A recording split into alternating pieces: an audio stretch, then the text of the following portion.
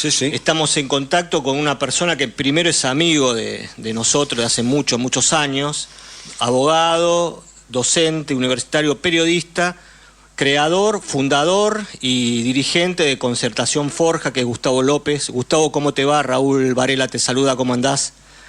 ¿Qué haces, Raúl? ¿Cómo Un gusto estás? saludarte. Estoy acá con Carlos Márquez. Buen día, Gustavo. Carlos Márquez te saluda. Feliz cumpleaños, ¿no? Feliz cumpleaños. Es así, todo junto. Un saludo grande, Carlitos. Y sí, hoy es una vuelta más al sol. Te felicito. Lo que pasa es que son tantas que uno se va quemando. No importa. Ya, sí. Todavía estamos acá, Gustavo. Es cierto, eso es lo importante. Y con las mismas convicciones, ¿eh? Sí, eso es verdad. Es lo que no ha cambiado, por suerte. Y en ustedes tampoco. Gustavo, recién estábamos hablando con un muchacho que se fue de la provincia de Buenos Aires a vivir al Bolsón y nos estaba contando el desastre que se está viviendo, perdió todo. Yo lo que me pregunto, la política en Buenos Aires está en otra, ¿no? Parecería que el país está prendiendo fuego, salimos de la Organización Mundial de la Salud, el presidente sigue atacando al colectivo LGTB+, a las mujeres, hay despidos, Nissan cerró la planta en Córdoba recién, se cerró un hospital que es el IMOS en Capital Federal, y acá se están discutiendo en sesiones sectoriales, no tenemos presupuesto, ¿no? Y se está discutiendo las PASO o ficha limpia. ¿Cómo podés caracterizar vos por así llamarlo, a la clase política, ¿no? Actual? Una disociación total con la realidad, una disociación total con la gente, con los dramas cotidianos, con lo que le pasa al pueblo, lamentablemente, ¿no? Estamos muy lejos de aquellos políticos que los hemos conocido, de distintos partidos, yo te diría, por supuesto, mucho antes del 83, pero del 83 para acá, para no irse tan atrás, los políticos permanentemente pensando en lo que le pasaba a la gente y proponiendo soluciones para los problemas que tenía el conjunto de la sociedad, de manera sectorial y de manera general.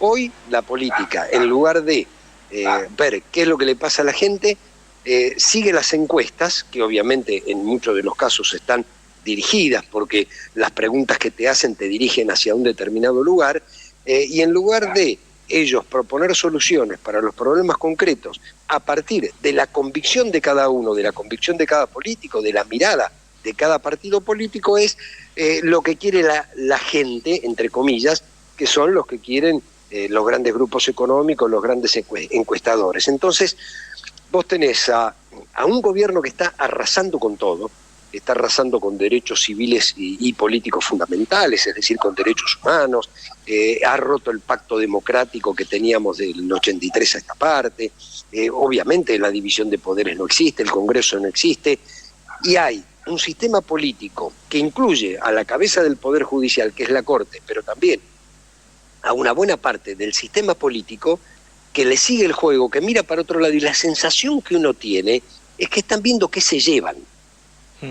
Los de Loredo de la Vida, sí. Los Pichetto, están viendo qué se llevan, porque si no es inconcebible qué es lo que están haciendo, lo que están votando. A ver, se destruye el sistema de salud, no pasa nada. En materia internacional es un desquicio lo que está haciendo este gobierno, no pasa nada. Nos vamos de la OMS, no pasa nada. Se destruye el sistema científico-tecnológico, no pasa nada. No le pasamos plata a las universidades. Bueno, ahí hay una reacción de las universidades que le pasan plata para las cuestiones cotidianas, pero no para los salarios, y quien plancha eso después es el propio sistema político. Entonces hay una vida de la política y hay una vida de la sociedad que no está representada. Y entonces, bueno, seguimos en una crisis de representación cuyo primer paso hoy se llama Milei y mañana puede ser cualquier otro, pero la verdad que estamos en un camino muy sinuoso. Mirá, hace un rato estábamos hablando con Leopoldo Moró justamente de esta crisis de representatividad, lo cual a mí personalmente me genera una preocupación muy grande. Este año va a haber elecciones, yo le ponía el ejemplo a Moró de lo que pasó en Francia cuando podría ganar las elecciones Marine Le Pen, y todo el espectro político, ya sea conservador, comunista, socialista, se une para vencer ese proyecto reaccionario y después en el Parlamento cada uno seguirá su camino. Acá parecería que estamos muy lejos de eso, con lo cual este bloque de derecha, ultraderecha, parecería, no sé, espero que no, pero parecería que tiene el camino allanado en las próximas elecciones. No sé vos qué opinás de esto. No, mirá, a ver, opino que hoy está ocurriendo eso, que no existió el cordón sanitario para enfrentar a la antidemocracia, porque estamos hablando de esto, ¿no? De la antidemocracia, de un sistema autoritario, que si pudiera avanzar más en ese sentido, lo haría. Y acá hay todo un sector de la política, lo que yo llamaría esta oposición colaboracionista, que está más preocupada en ver cómo se destruye el kirchnerismo o el peronismo que ver cómo se frena a la ultraderecha, que va a destruir absolutamente la Argentina, y que además está fuera de sistema, pensado el sistema en representación política democrática. Entonces, qué sé yo, la UCR, sí, cuya historia ha sido siempre la defensa de las instituciones, pero además la defensa de los desposeídos, los más débiles, qué sé yo, el artículo 14 bis lo redactó Crisólogo Larralde y hoy pareciera que los derechos de los trabajadores son malas palabras para un sector del radicalismo. El juicio de las juntas lo hizo Alfonsín, y pareciera que los derechos humanos hoy son un curro porque están más cerca del pensamiento de la derecha, y en lugar de hacer ese cordón sanitario, el propio de Loredo ha declarado la misión del radicalismo es terminar con el kirchnerismo. Y yo digo, bueno, ¿cómo se ha reducido? Es menos que la Unión Democrática del año 45-46. La misión del radicalismo fue instaurar los derechos políticos de los ciudadanos que no tenían derechos políticos, pero después fue los derechos sociales y el guardapolvo blanco, y el petróleo y tantas otras cosas, como también lo fue el peronismo y todos los movimientos del campo nacional y popular. Hoy eso no existe, lamentablemente no existe. No existe esa conciencia de la necesidad del cordón sanitario. Por eso, a ver, nadie puede dar todo por perdido. Hoy la derecha tiene mayoría en el Congreso porque ha conseguido todo lo que quiso, y lo que hay que hacer es aprovechar esta elección parlamentaria para quitarle esa mayoría, es decir, para construir otra mayoría. Nosotros con Ricardo Alfonsín en la provincia estamos intentando eso. No nos definimos como el camino del centro, ¿sí? El camino del medio, Corea del Centro. Nosotros nos definimos como del campo nacional, popular, progresista, americanista. Somos democráticos, somos republicanos, pero queremos la equidad, la libertad y la justicia social. Pero creemos que algunos que no quieren votar una opción podrían votar otra. Y entonces, bueno, es quitarle esos votos a la derecha. Hay mucha gente del radicalismo en la provincia de Buenos Aires, del socialismo, independientes, progresistas, que sus partidos están aliados con la derecha. Bueno, hay que darles una oportunidad de votar por ideas y de votar por hombres que sostengan esas ideas, a ver si podemos cambiar la ecuación. Que no se limite todo al peronismo versus los violetas de la Libertad Avanza o la derecha más dura, sino que haya opciones para que este campo nacional y popular tenga más diputados y más senadores que el campo de la derecha. Gustavo, ¿qué tal? De nuevo. En este día de cumpleaños te voy a llevar un escalón más arriba, cosa que me divierte mucho con gente de tanta historia, tanta lucha, tanta militancia. Leopoldo hoy tiró algo que es bueno para hablarlo en espejo. De alguna manera son parte, vos mucho más chico, de una generación que tiene una sobrevivencia de los 70. Vos eras una criaturita, pero ya estabas rompiendo las pelotas, por suerte, como corresponde y es necesario. No, claro que sí, que hay que decirlo. Y además hay que decirle a los que, fue uno de los primeros que le abrió lugar a los secundarios con inquietudes en la Vuelta a la Democracia, en un pequeñísimo comité que tenía por ahí en un barrio de la ciudad de Buenos Aires. Y los cuidaste. Y hoy son hombres de 50 y pico de años, No, un poquito más. Empecé a militar en el 73 en la escuela secundaria.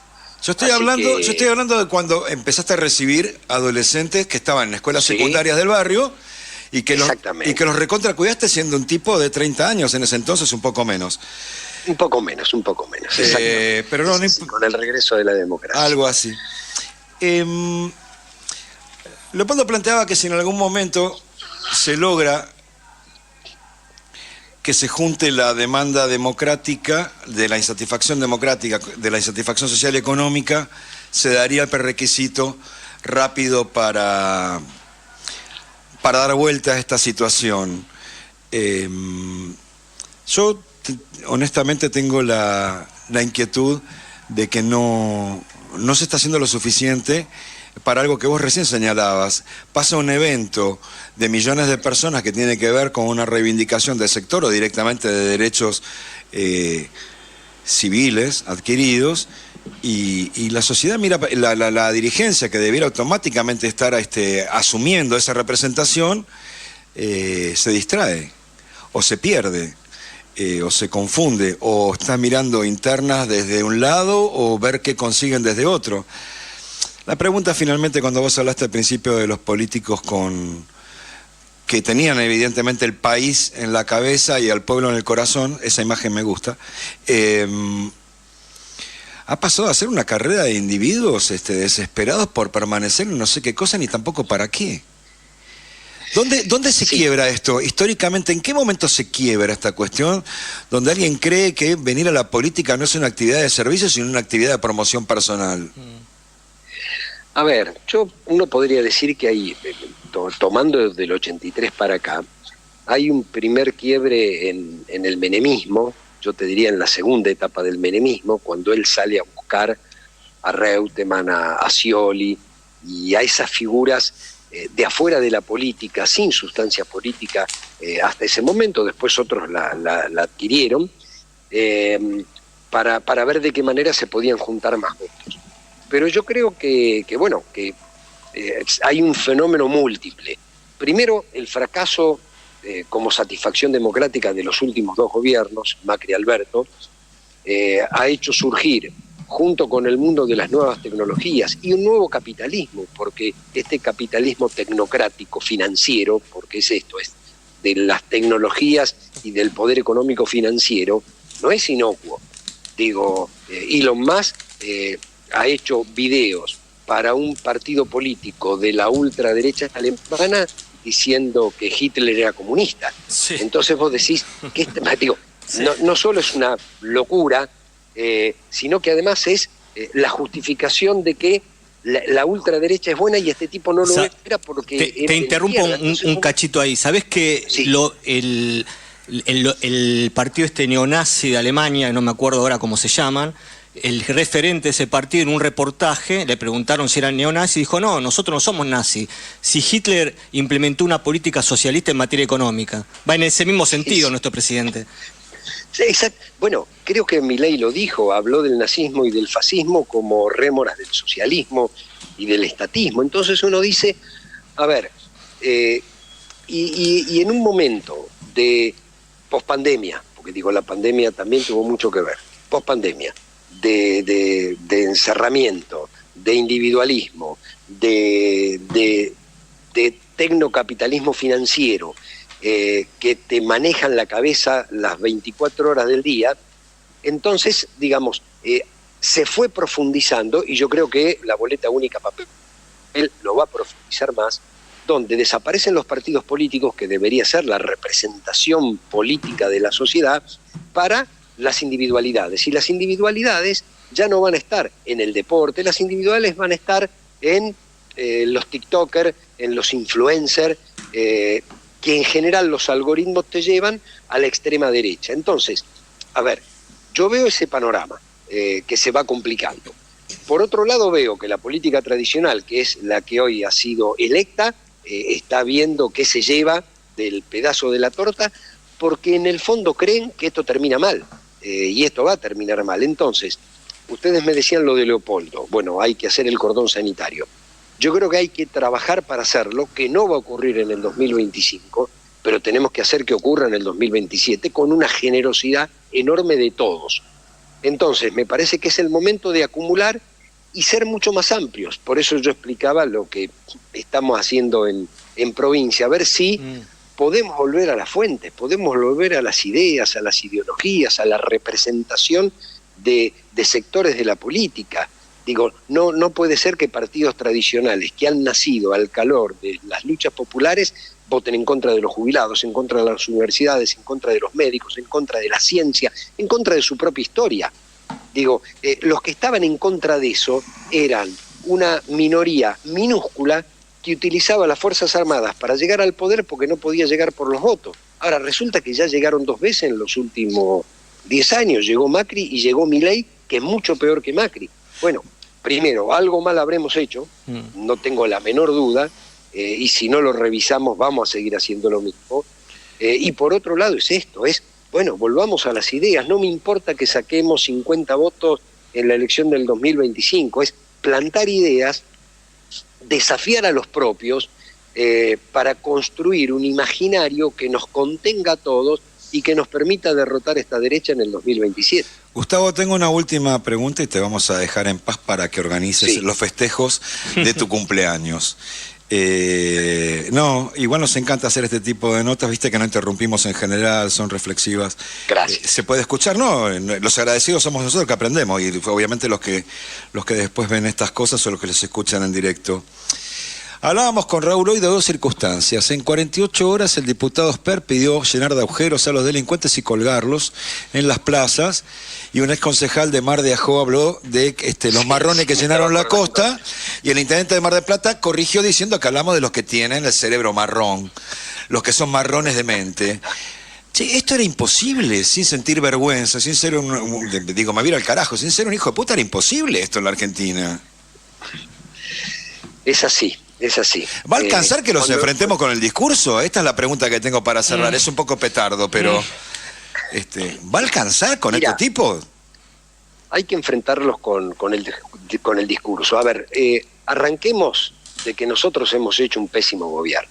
La verdad, hemos hecho un pésimo gobierno. Volvíamos para ser mejores, fuimos peores, no le solucionamos el problema a nadie, no pudimos detener el tobogán en el que nos metió Macri. Si uno ve el salario, con Macri bajó 20 puntos, con Alberto bajó 5. Ahora, el tipo que lo mira desde afuera porque es un asalariado, le da lo mismo porque perdió 1/4 del salario en 8 años. El problema es que perdió 20 puntos en un año con Milei. Claro. Pero cree que hay una esperanza. ¿Por qué? Porque Milei insulta a los que le habían hecho perder 25. Yo lo que creo es que el modelo tiene patas cortas. Antes o después vuela todo por el aire, porque es el mismo esquema que Martínez de Oz y un esquema parecido al del macrismo o al de la convertibilidad. Yo creo que se parece más al de Martínez de Oz con la tablita. Es decir, no hay manera de sostenerlo. Y Milei dice las barbaridades que dice porque la inflación de 25, que la subió él a 25, pero nosotros la dejamos en el 12, la inflación del 12 está en el 2,5-3%, que es altísima. Ahora, cuando esto no se sostenga, cuando venga una devaluación, todas las barbaridades que dice se le van a volver en contra. El problema es que nosotros tenemos que volver a construir un imaginario que permita concebir un horizonte de mejora para todos y además cambiar la forma de gobernar, cambiar la forma de hacer política. Yo me sentí muy insatisfecho. Mira, laburé los 4 años en el gobierno de Alberto muchísimo. Y el 60% de las cosas que había que hacer, hicimos mucho, pero en materia de política comunicacional faltó muchísimo porque no había, yo tenía mis ideas, pero no había ideas arriba mío, no había ideas de un gobierno. Bueno, hay que volver a construirlas, hay que dejar los personalismos de lado, ya fracasamos, no pueden mandar uno y gobernar otro. Estamos enfrentando, yo creo, la peor de las crisis que jamás hemos vivido en un gobierno democrático con esta gente que dice estas barbaridades. Yo creo que se las enfrenta desde la política. Ahora, me parece que tenemos que cambiar la forma de hacer política. Hay que usar todas las herramientas de la política, las nuevas tecnologías, absolutamente todo. Pero si no tenés ideas, si no sabes hacia dónde vas, si no elaborás primero un programa de gobierno y lo que estás haciendo es luchar por el poder, bueno, mañana no va a ser este león herbívoro será otro, pero vamos a estar en las mismas condiciones. Va a ser Elon Musk el que te imponga el nuevo presidente. Bueno, eso es lo que tenemos que cambiar. A lo mejor no tengo la solución, no la termino de ver, pero por lo menos volver a las ideas. Gustavo, bueno, a los principios, a los valores. Es verdad eso. Gustavo, bueno, te agradecemos, pero antes de cerrar, vos como representante además de Forja, con Silvia Sarabia de Libre del Sur y con Ricardo Alfonsín están recorriendo la provincia de Buenos Aires, tanto el conurbano como el interior. En las próximas semanas van a estar, ¿tienen alguna visita en algún barrio, algún lugar de la provincia? Mira, vamos a estar en la primera y en la tercera todos estos días y estamos pensando un lanzamiento en la ciudad de Buenos Aires para la primera quincena de marzo en la Federación de Box. Emulando quizá lo que en el 82 hizo Raúl Alfonsín, que también se lanzó en la Federación de Box. Es verdad. A ver si despertamos alguna conciencia. Pero bueno, será un trabajo arduo, no estamos en la consideración de los grandes medios que también hacen su negocio político, pero bueno, iremos hablando lugar por lugar, pueblo por pueblo, persona por persona, contándole lo que pensamos. Si está de acuerdo, votanos, si no está de acuerdo, no nos vote. Pero nosotros no vamos a traicionar las ideas. Esa sería un poco el resumen. Bueno, Gustavo, te agradecemos mucho. Feliz cumpleaños y estamos en contacto siempre. Gracias. Que tengas un buen fin de semana. Gracias. Chao. Gracias.